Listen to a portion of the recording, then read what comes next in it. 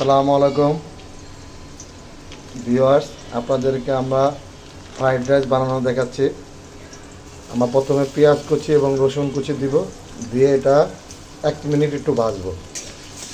আস্তে আস্তে একটু ভাজবো, খেয়াল রাখবো যাতে লাল না হয়ে যায়। হালকা একটু ভাজবো, খেয়াল রাখতে হবে যাতে পুড়ে না যায়।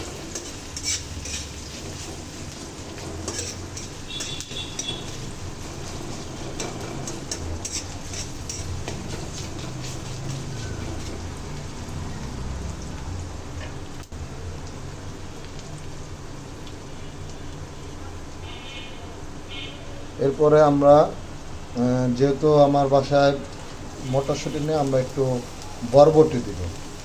বরবটি দিয়ে করছি, বরবটি দিয়ে ফ্রাইড রাইস খেতে অনেক মজা লাগে, একটু দেশি স্টাইলে। হ্যাঁ, বরবটিটা এটার সাথে একটু বাড়বে।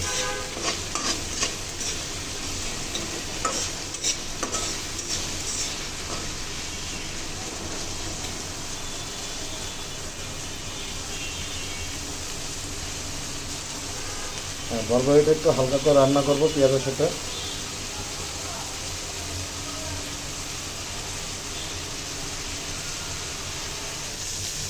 হ্যাঁ, আমরা প্রায় 3 মিনিট যাবত রান্না করেছি। এরপরে আমি কিছু চিংড়ি মাছ অ্যাড করে দিব।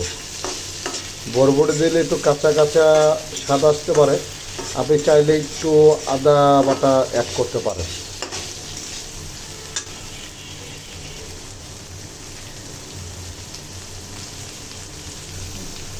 আচ্ছা, মোটামুটি চিংড়িটা আমরা 2 মিনিট রান্না করেছি। এখন আমরা অ্যাড করবো ক্যাপসিকাম।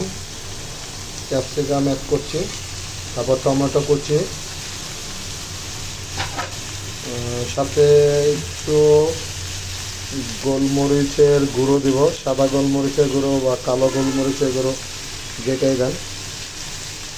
হুম, 1 চামচের মতো স্বাদ মতো দিবেন।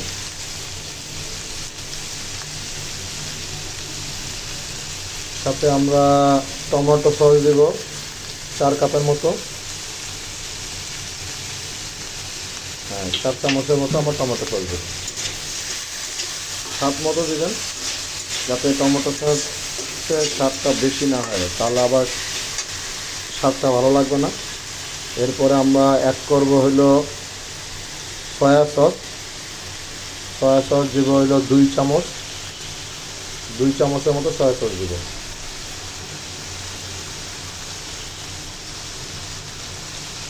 2 চামচের মতো সয়া সস দিলাম। এরপরে আমরা একটু স্বাদ মতো 1 চামচের মতো লবণ দিব। 1 চামচের একটু কম, স্বাদ মতো লবণ দিব। এরপরে একটু নাড়ানাড়ি করব। আপনারা চাইলে একটু বিট লবণ অ্যাড করে নিতে পারেন। আমার বিট লবণটা খুবই পছন্দ, যে কারণে আমি এটা অ্যাড করে নিচ্ছি। চাইলে আপনারা এটা স্কিপও করতে পারেন। আমরা অল্প একটু বিট লবণ নিয়ে নিচ্ছি। এরপর হলো আমরা ডিম নিব 3টা।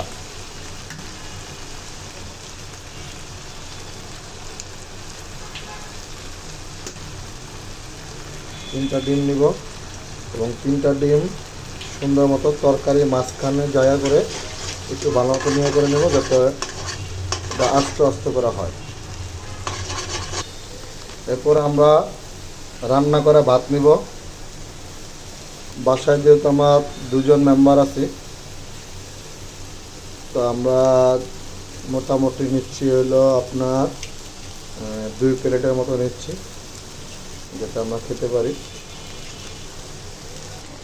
এখন আমরা তাহলে ভালো মতন এই ভাতটা এই ভেজিটেবলের সাথে নাড়ানাড়ি করব এবং খুব ভালো করে মিক্সিং করব।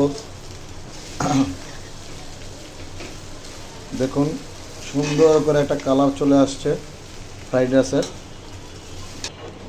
দেখুন, এখন আমার ফ্রাইড রাইসটা সম্পূর্ণভাবে রেডি। ইনশাল্লাহ দেখি, টেস্ট করে দেখি কেমন লাগছে। ও, আলহামদুলিল্লাহ, অনেক ভালো হয়েছে। তো গ্যাস, আমাদের এই ফ্রাইড রাইসের রেসিপিটা আপনারা বাসায় তৈরি করে ঝটপট করে খেতে পারেন। খুবই মজার, খুবই সুস্বাদু।